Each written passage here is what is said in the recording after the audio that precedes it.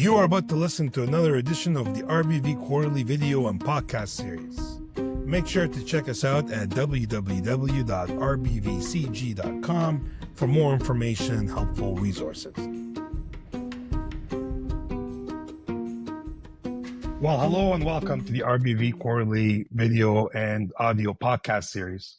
I am your host, Dr. Mohammed Al-Hakim. I am also the lead consultant here in North America, based out of Chicago, for RBV Consulting. I have a distinct pleasure of introducing our guest today, Dr. Zu'bi Al-Zu'bi, who holds a PhD from Durham University. He's also considered the authority on operations management in the Middle East, having been, I believe, the first to write on the topic, but one of the very few. He also is a professor of operations, having served in teaching roles in the UK, in Jordan, and also in Australia. 3 books, I believe, and maybe over 40 or more peer-reviewed articles on topics in strategy, operations, management, leadership, culture, education, and more.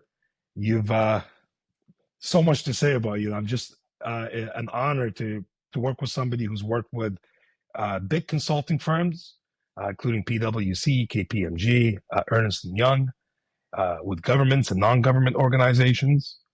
And finally, if I can just say a little bit more about you, and I don't want to go on too long, you've served a lot in the academic community in terms of helping build equal opportunity scholarships that I believe helped 10 women get scholarship funding to pursue their PhDs.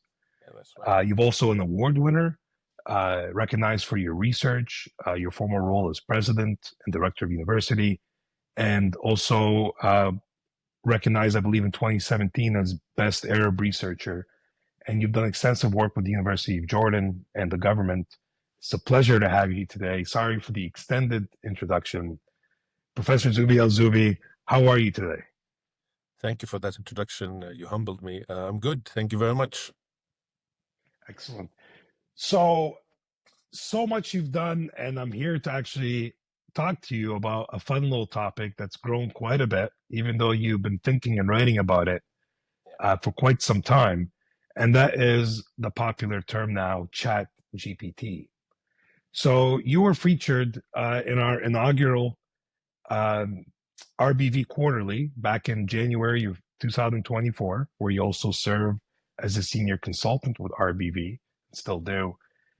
And there you talked about this little thing that's kind of growing in the background called ChatGPT and some of the effects that it will have. Yep. Take us through that view that you held a year ago, or over a year ago, sorry, almost 2 years ago, and what you saw then as some of the potential of it and some of the limitations of it. Thank you, Mohammed. Well, as you know, when it first started, the resistance for artificial intelligence, and back then ChatGPT had the main brand occupied, was because they felt threatened. Everyone thought that ChatGPT or artificial intelligence open sourcing is basically going to take their jobs. So we immediately jumped into thinking about how our work, as consultancy, will be affected by artificial intelligence. So we looked at the different aspects of our work. What can be humanized? What can be, machined? What can be actually given an easy automated response?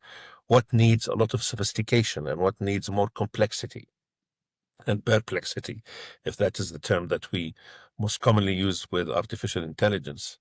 And we came across a big puzzle, because we preach that we need artificial intelligence, not just because the future demands it, but because of the increased number of, clients and problems and challenges arising day by day, due to the fact that even the world is becoming 2 times what it used to be 100 years ago. I mean, sooner or later we're going to be 10 billion, and the more there is, the more demand, the more challenges. And by time we have realized that you need supercomputers, you need mega minds to actually be able to deliver quickly. And the challenge was how to deliver something with the high quality and at the same time customize it. And I presented that thesis back then that we can actually, benefit a lot from this. And our main argument was that look at, Microsoft Word, and when we had auto check, the first thing that came to the mind when it came, like for us now, if you're writing an essay and the auto check, automatically corrects your spelling, you think, that's granted, it's a job. Back then, ethically, you'd say, but that is actually not your work. That is actually a program that have corrected a mistake that you would have not noticed if it wouldn't have been for that software. And we presented the same logic. We said the artificial intelligence is there, to support us in the same way as any other technology that arrived, and we resisted it at the beginning. So I guess what we back then saw, and now we're seeing evident, was the challenge of customized consultation, because we had a long history of, protocols for the consultation work, whether it is in the big four, whether it is in the small consultation work. And we just loved, that science behind it. And we took it for granted, these manuals and these guidebooks.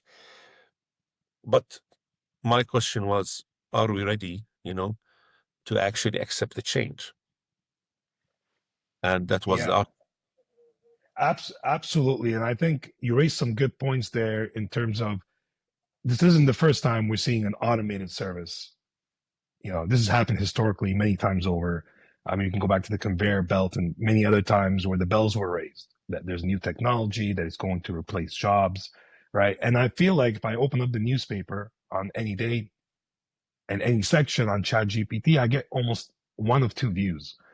10 ways that your company can use ChatGPT and AI to enhance its services or productivity.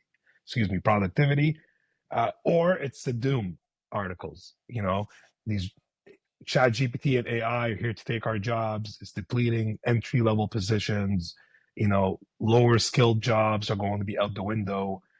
We should all be worried, concerned. What should we be teaching in universities? But I'm wondering, and I want to pick your brain on this a little bit, are we experiencing the same general pattern, or is there something potentially different about this moment that is really going to create a paradigm shift within our business consulting and other areas of professional work? There will be a paradigm shift. That's a certainty. And that paradigm shift in its own is not unique.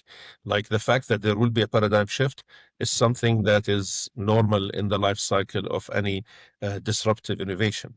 And that's what we consider something that we have to either, just wait and be on the recipient side, or get involved and try to change it to whatever suits, our best needs for the community, the society, the academia, the practice, and be part of that shaping and moving and shaking and making sure that the molding is actually fit for purpose. Um, I don't think that there is a threat. I know that a lot of people say, but this is a machine learning, that it is developing, it is learning how to solve problems on its own. But at the end of the day, it is what you feed it. You know, we are feeding that machine with information from our own perplexity. There's nothing more complex than the human nature and than the human brain. And even though they try to replicate it, I mean, if you look at every other, a piece of invention we try to make it to reach as much as we can to the creation. We try to, if you are relating it to God's creation, we try to imitate it. If we're trying to make an artificial kidney, we try to make it as close as possible as it can be to the normal kidney. Because if we want to super, to exceed that and add to it, we don't know what's beyond that. We're still trying to add on. Shall we work on the capacity? Shall we work on the volume? Shall we work on the speed? And we start adding those parameters that we took from the nature itself. And this is where the perplexity comes in, that the human nature will always be able to intervene when there is that level of, you know, presumed, I would say, threat to humanity itself. Um, all of the cases that we have seen about early artificial intelligence mistakes were related to auto driving, for example, many mistakes that the car did, to misguided decisions when it comes to Autobots. But we intervened and changed that, and improved it. Um, and with the machine learning developing, with the Autobots, with the robots, with the different technologies developing, we also develop, we also learn, and we're also adding, more and more into our experiences and adding to it. So it's not a vicious cycle. It's actually a learning curve, and that's why I don't think it is, you know, um, such a big disaster that's going to come at the end of this. I don't think that there is that kind of doomsday, you know, um, scenarios. I think it just reminds us again when with the explosion of internet and how there was a huge uproar before the Y2K about losing jobs, and when that actually created lots of jobs and created, lots of opportunities and solved lots of problems and have risen to many challenges. And that's what we're seeing. And in the world of consultation, there's so many things that we're going to benefit from artificial intelligence, especially if we apply it to the case by cases that we're getting and we feed it the right parameters. So take me back to 2023 when you're writing this article, because you had submitted it for the 2024 uh, Yeah, RBV Quarterly, but I know you submitted it at least 5, 6 months in advance. So you've been thinking about this yeah. for much longer. What were some of your predictions then, and how comfortable do you think we've reached those predictions, and where are we today relative to ChatGPT? Let me stop there, and then we'll ask another question. So I think it was during the COVID-19 that I started to become, more and more interested in reading and delving into the dynamics of open source AI and artificial intelligence and machine learning and predictive, texting. Predominantly because I was, very much enchanted with Google prescriptive, search engine, and how they, you know, predicted, the next word, how they predicted what you would type next. Because it reminded me back, I think because I had a previous experience with Bitcoin and cryptocurrency in 2009. I was one of the early people who got involved with it in Durham back in uh, when I was at the UK. Um, Same thing. We were looking at blockchain and we were looking how to benefit from it. And I remember because of a similar, we learn from our mistake. I bought Bitcoins, but I was so happy that I made profit that I sold it right away. Like it was within few months that I made a few bucks and then it became a few thousands. I was happy. And then I was tempted, to invest again, but back again, I was, fresh graduate from my PhD program, so I didn't have that risk-taking um, characteristics to invest all of that money in cryptocurrency. But what was interesting is this learning curve and how it has, that charisma, the cryptocurrency back then, that it is actually solving an answer, it actually providing an answer to a question, solving a problem, which is the problem of the transfer, the problems of conversion between currencies, and the problems of the financial system at the time. Because for us, cryptocurrency came as a response to the financial crisis 2007 2008, and that's how we believed in it. So in 2020, and in the middle of the COVID-19, I delved into the artificial intelligence, and I delved into human error. COVID-19, I'm not blaming anyone, but it was a human error. What happened there made us believe again that, well, we need artificial intelligence. We need less and less human error in many areas, whether it's in the labs, whether it is in governance, because we advocated for artificial intelligence in actually e-government. in actually decision making, in having an artificial intelligence politicians, where the protocols are clear and cut, and we don't have to risk the future for humanity on lots of whims of many political leaders at that time, because that was also a response to what was happening in COVID-19, and also how different politicians responded. I remember back then the Trump administration had a lot of challenging views of how to respond to COVID-19. So for us, we're like, of course we need to be vaccinated. Why vaccination is such a conspiracy theory. So all of that made us delve into this world of artificial intelligence, and we looked at it and we started thinking about it. And it was just coming, into maturity when ChatGPT media just suddenly decided to focus on it in 2022, 2023, exploded. And everyone then was like, what is that? Is it true? Can it actually make decisions on our behalf? Because it was in the little communities of practice, but then it opened up to the whole world, and every person, whether they were interested in that realm or not, became well aware of it.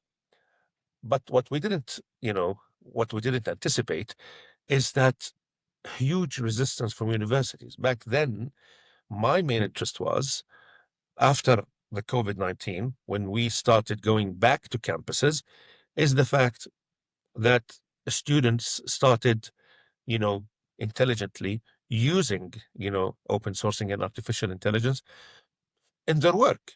And all the universities were up in arms. They were like, no, this is plagiarism. This is, ranks up as, kicked out from university. This is absolutely abhorrent. And we had a different opinion about this. We were like, but wait a second. We tell students to use the primary resources and secondary resources.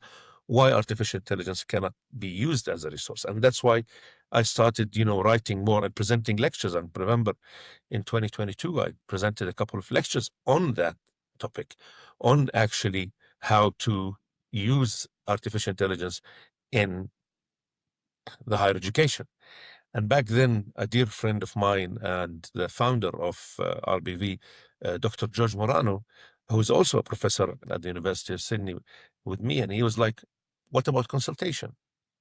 Like, can you, Dr. Zu'bi, delve into that? And would you be able to, write a piece about it? I was like, yes. So we looked at all the different aspects, and we worked, on collecting data, and where can artificial intelligence replace, the human consultation, and where it can't. And we had a positive view.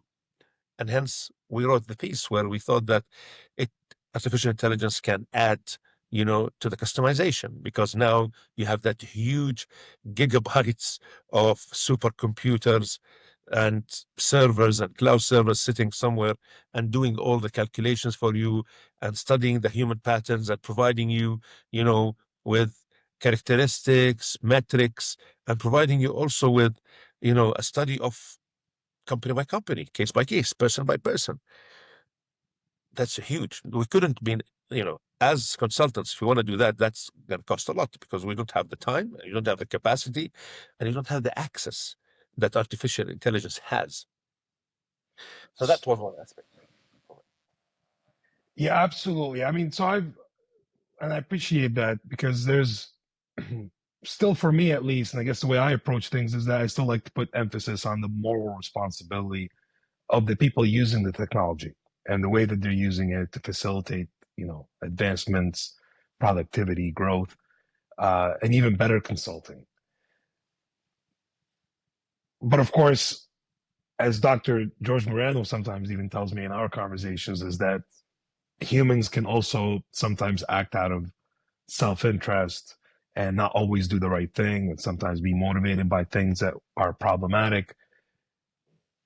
Is the best way that, or one of the better ways we can think of this technology and this integration, including consulting, and in various aspects within organizations, from resources to operations and management, is to cultivate the the skills needed to use it in a way that's conducive, or are we putting too much stake in that, and that we need something to make sure that this type of technology doesn't come to replace the important roles that consultants and others play in organizations?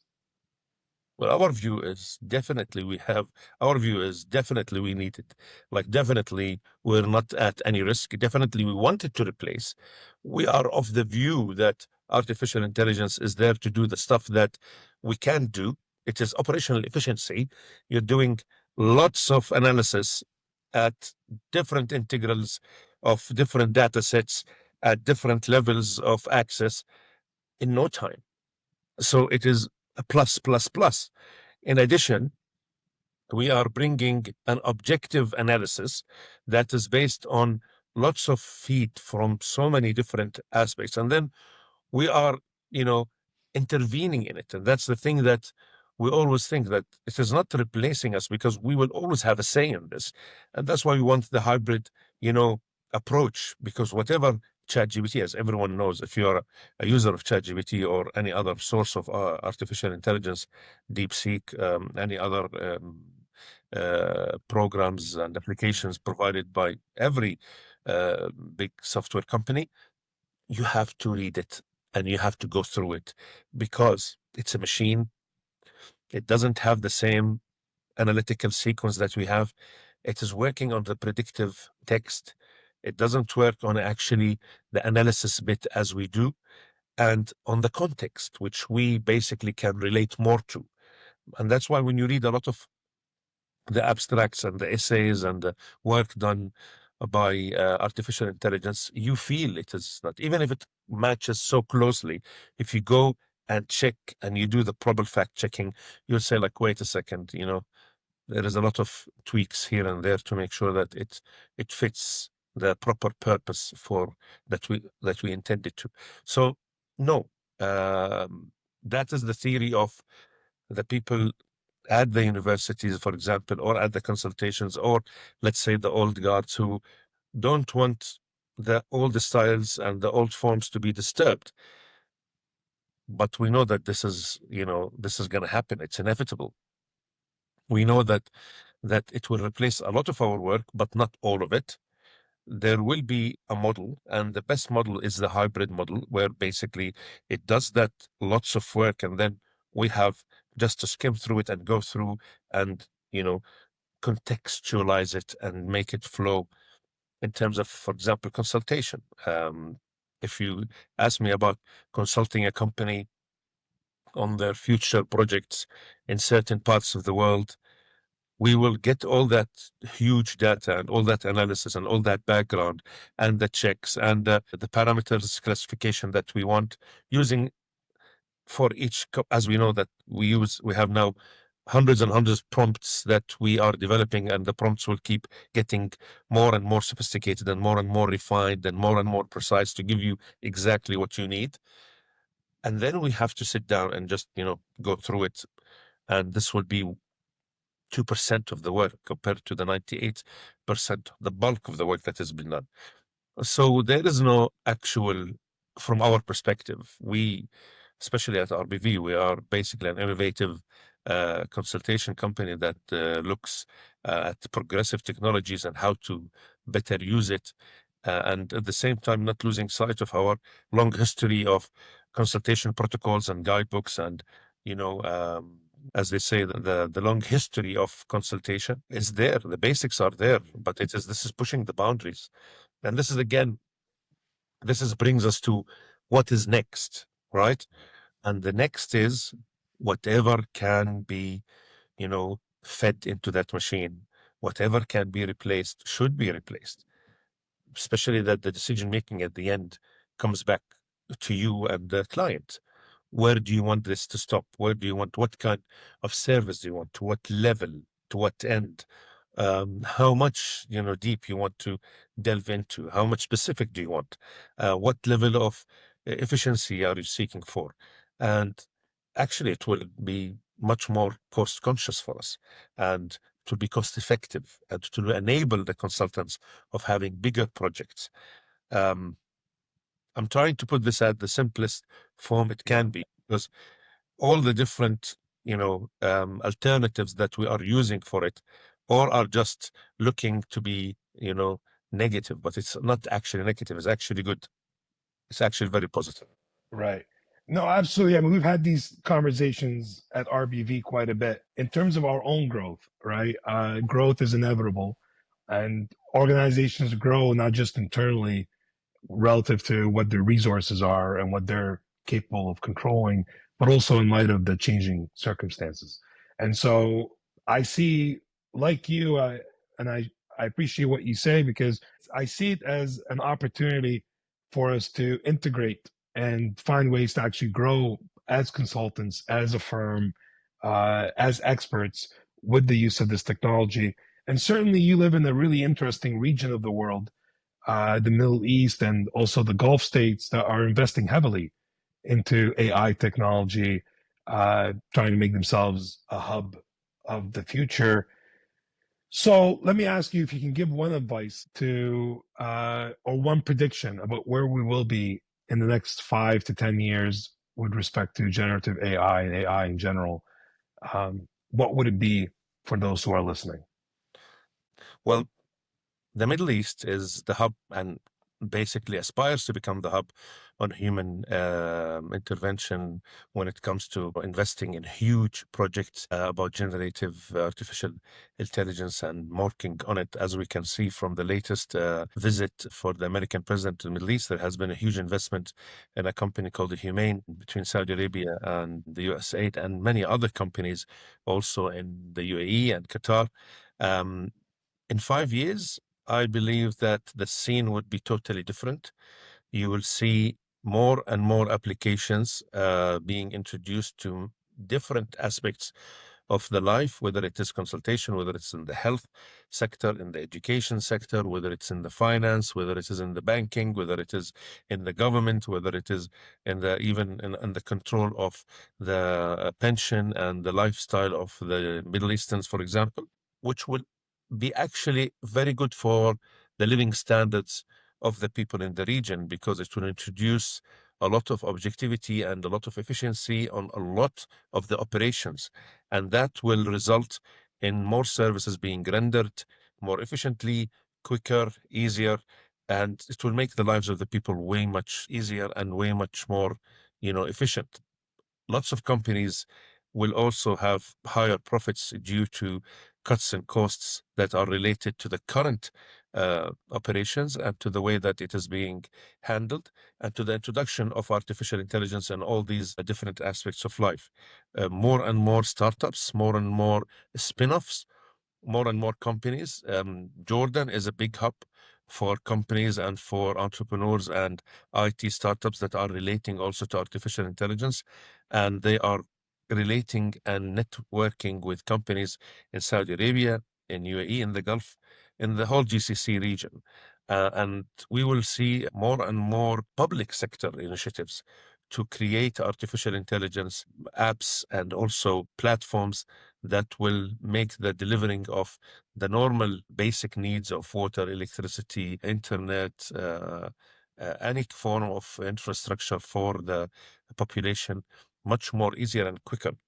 So I think that is the thing that we will see much more evident. There will be less evident stuff relating to the way how politics and social life and the intersection with economics as well, but it will be running, and that will be seen on a longer, range, perhaps 20 to 25 years.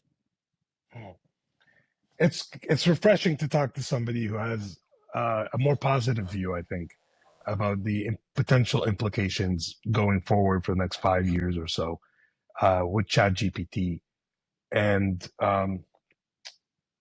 and AI in general. And so I want to take a second just to say thank you for your insights about where we were a few years ago with AI and development of ChatGPT, where we are today, and hopes of where we're going to go in the near future in terms of consulting, but also in public and private industry, and the way that the governments can use it to hopefully enhance quality of life, accessibility, and so on and so forth. Um, I want to thank you for coming on the show today, Dr. Zu'bi, and sharing with us your knowledge.